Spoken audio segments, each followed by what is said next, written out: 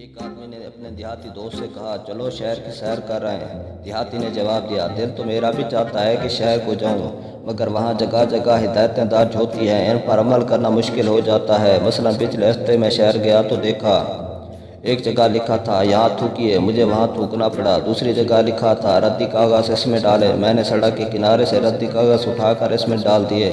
چند قدم آگے بڑھا تو لکھا تھا رفتار 40 کلومیٹر فی گھنٹہ۔ اللہ بتاؤ میں بوڑھا آدمی اتنی تیز رفتاری سے کیسے دوڑ سکتا تھا، لیکن مرتا کیا نہ کرتا، میں نے 40 میل فی گھنٹہ کی رفتار سے دوڑ لگا دی اور آئندہ شہر جانے سے توبہ کر لی۔ السلام علیکم دوستو، فنی لطیفوں میں خوش آمدید۔ آج میں آپ کے لیے بہت مزے کے لطیفے لے کر آیا ہوں۔ چلو تو ویڈیو کو شروع کرتے ہیں۔ ایک بھکاری نے کسی سیٹ کے دروازے پہ صدا لگائی، نوکر نے اسے دھتکار دیا۔ مالک نے اس کی ڈانٹ ڈپٹ سن لی اور بگڑ کر بولا تم سے کتنی بار کہا ہے بھکاریوں کو جھڑکا نہیں کرتے، جاؤ اسے بلا کر لاؤ۔ بھکاری بہت دور نکل گیا تھا۔ نوکر بھاگتا ہوا اس کے پاس گیا اور بڑی مشکل سے اسے واپس بلا لایا۔ سیٹ نے کہا بابا میرا نوکر نالائق ہے، یہ تم سے بدتمیزی سے پیش آیا، میں تم سے ادب سے کہتا ہوں معاف کرو۔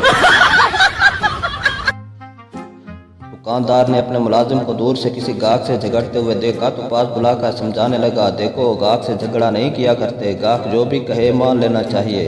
کیا کہہ رہا تھا وہ؟ ملازم نے جواب دیا وہ کہہ رہا تھا کہ اس مکان کا مالک دنیا کا سب سے گھٹیا ترین آدمی ہے۔ مریض ڈاکٹر صاحب جب میں نہاتا ہوں تو میرا پورا جسم گیلا ہو جاتا ہے، ایسا علاج بتائیں کہ میرا بدن گیلا نہ ہو۔ ڈاکٹر تو پھر آپ ٹوٹی بند کر کے نہایا کرو۔